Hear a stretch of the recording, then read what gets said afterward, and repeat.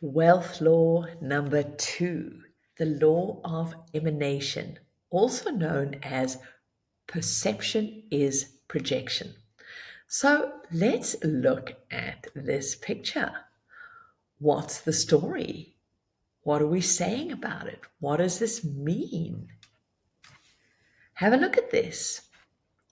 The reality is, we are gigantic story creators. We need to give meaning to the things we see out of our lives. So we are constantly making up stories in our head. What is the story you're making up your head when you see this picture? And what's really important to understand is that the stories we make up about the life, the world around us, the things that we see outside of us can only come from the data we already have in our known environment. So we cannot create something without ingredients that are already inside of us, something we see, hear, feel. So we make up stories using our internal filters, our values, our beliefs, our past experiences, the information that we have stored in our head about past experiences, the things we've been told to be true, global, truths, individual beliefs around things. And so, what's the story? Let's look at the second picture. What's the story here? What is this saying? What are you believing about this person, the circumstance? What are you saying about yourself? What judgments do we have? Also know that we are constantly judging. Judging is just evaluating things. Our brain is looking at, is that good, bad? We like to box things to make us feel safe. Well, we need to do that. We're scanning. Is this a threat? Is it an opportunity? What is it going to say about the world around us? And so, as a fun experiment, write down what you are thinking about these two different experiences or pictures. Notice the story you make. Notice if there are any key themes around this. Notice if there's any particular emotions or judgments. You see, whatever you and I perceive about ourselves, these are our own unique models of the world created as we go along in life, mostly unconsciously. We then project that out into the world. We seek evidence to confirm our biases, confirm our beliefs, confirm and make us feel safe around the meaning we give to the world outside of us. So, whatever comment we make about others, about situations, we're actually making about ourselves or something we believe about our world and what isn't possible for us, or a statement, as we cannot perceive something in others or in the outside world without having an element, some belief or story about that within ourselves. This is all about the scratch on the lens. If we are seeing and perceiving something that doesn't make us feel great, doesn't make us feel safe, doesn't make us feel worthy, wealthy, bring us joy, make us feel judged, uncomfortable, then we can know that there's some negative belief or some connotation that scratches inside of us. And the great thing is to now get curious. This gives us some fantastic perspective about an area that could be holding us back. If we look at this picture of a woman on a luxury yacht with a beautiful body, she's young, looks like she's having a ball. What are beliefs that come up? A story about this. Is this her yacht? What's she doing? Who is she? What did she do to be having this experience? Notice if there's any negativity around this image or connotations. I ask you these areas. Is there any element of envy or irritation or frustration, or maybe there's some story of fairness? Maybe she got to do this because she's young and she's got a great body. Maybe she's, somebody else paid for this holiday. Maybe, hey, she's having a great break because she created a fantastic business and a result. The important part is, first, we recognize they're all just stories we make up. The second thing is to go, oh, that's really interesting. What are the elements around it? Because the stories we create about how we could or couldn't be doing the things that we want, when we see others maybe living the life we have, or maybe for you it's not on a yacht, but maybe there's some other experience, we start to get to see possibilities. We start noticing, what are my underlying beliefs about the possibility and probability of having that? Or looping back to wealth law number one, do we go to effect? When you see this picture, I look at this and is there a story like, I'd love to have that and be lying in that hammock, but God, I'm just so much older now. My body's not what it used to be. I have to sort of cover up.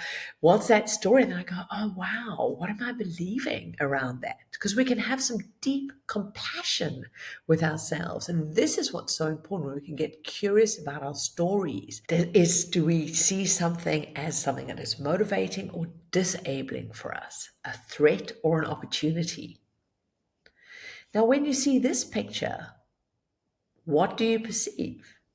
Do you perceive poverty? What emotion does it invoke in you? What's the meaning you give it? When you see this picture or you actually see somebody begging, what is the story that happens for you? What meaning do you give about yourself? Does it go into one of guilt about having what you have, or helplessness about the frustration and the unfairness of the world?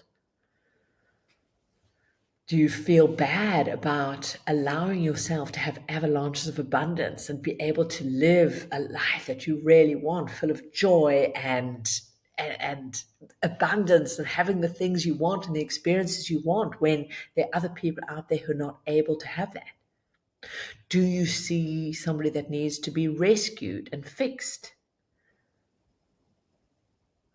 Now, when we can just be curious about the stories we make up, we can really go, what is being triggered inside of me in this moment? What am I believing? What am I noticing? What am I seeing? This is so great when we can start going, what? What else could I be making up in this situation? Curiosity is so important, because this now gives us the real opportunity to see, maybe there's a scratch inside of me. Perception is also reveals our habitual emotions. Do we go to helplessness? Do we go to anger? Do we go to frustration? Do we go to opportunity? Yes, these are things that our chemicals in our brain have habituated to us. Is there more dopamine receptors? Are there more receptors for anger, frustration, for helplessness? Wanting to feel we need to rescue. Generally, some emotion, often a negative emotion, is believing that we need something to be different for us to be okay. If when we see somebody begging or the real poverty, we've got to be really careful to be curious about our response. That is our response one of genuine compassion, coming from a place of seeing somebody as a full individual, or we're wanting something to be different so we can be okay? And that's a real important nuance there.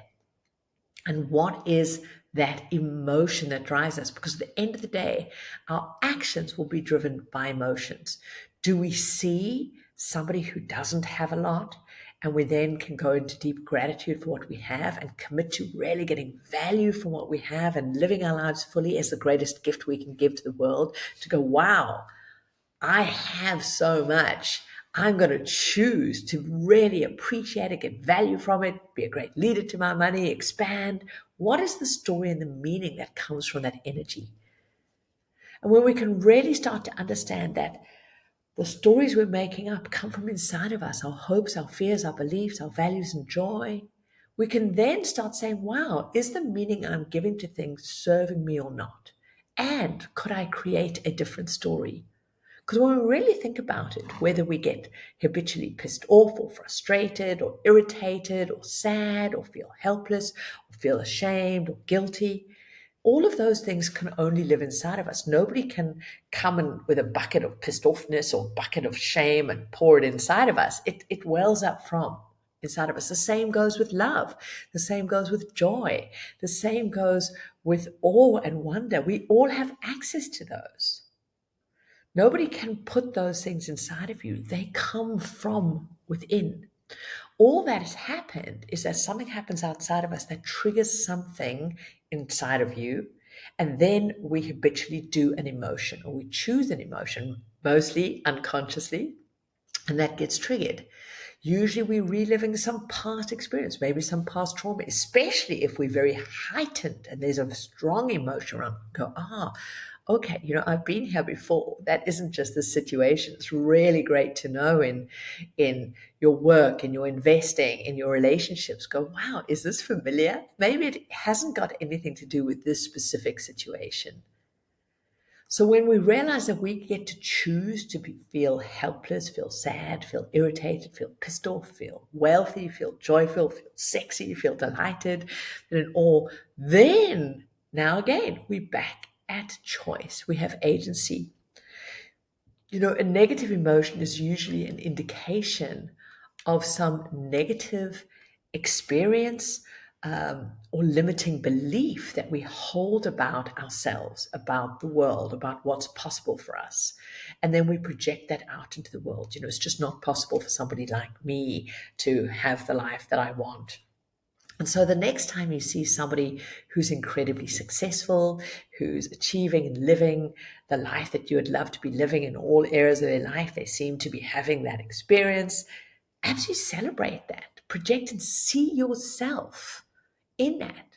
Notice what's coming up for you. Really let that expand. Get curious and go, well, what would I need to believe differently in order to be able to be having that experience, to be able to be fully there? Next time you see somebody who's struggling with a challenge, instead of feeling sorry for them or feeling guilty about what you have, can you instead project on them the amazing, complete being that they already are? None of us know what another soul's journey is. Yes, we can be there to give them support if they choose and want to have it. But we've got to be very careful that we are wanting somebody else to be different so we can be okay.